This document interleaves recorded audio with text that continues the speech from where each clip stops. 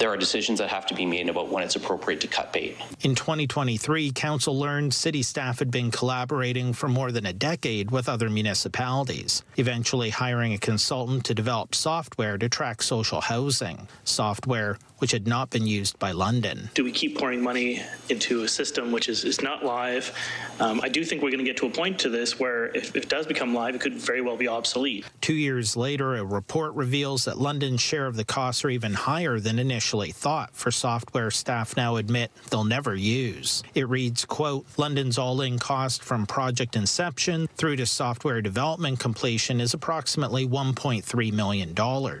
And, quote, the city will not implement the software or enter into any further agreements. Deputy Mayor Sean Lewis says he isn't surprised software developed over a decade isn't all that feasible now. It's a good cautionary tale moving forward.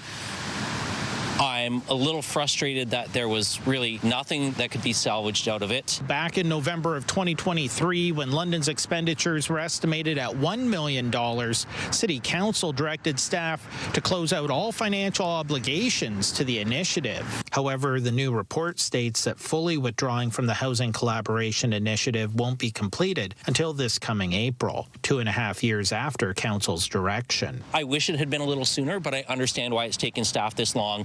Because in the big picture, it wasn't costing us anything additional, and this wasn't the highest priority item to report back with us on because council itself has directed some higher priority asks. The initial purpose of the software was to streamline reporting to the provincial government about rent geared to income housing and the local wait list. However, changes to provincial legislation and enhancements to the Housing Department's existing computer platform has proven sufficient. What I have seen is more attention to flexibility in the software we are using, more training in the software that we are using, and as a result, some better results from that investment. A council committee will consider the staff report on November 10th. Daryl Newcombe, CTV News.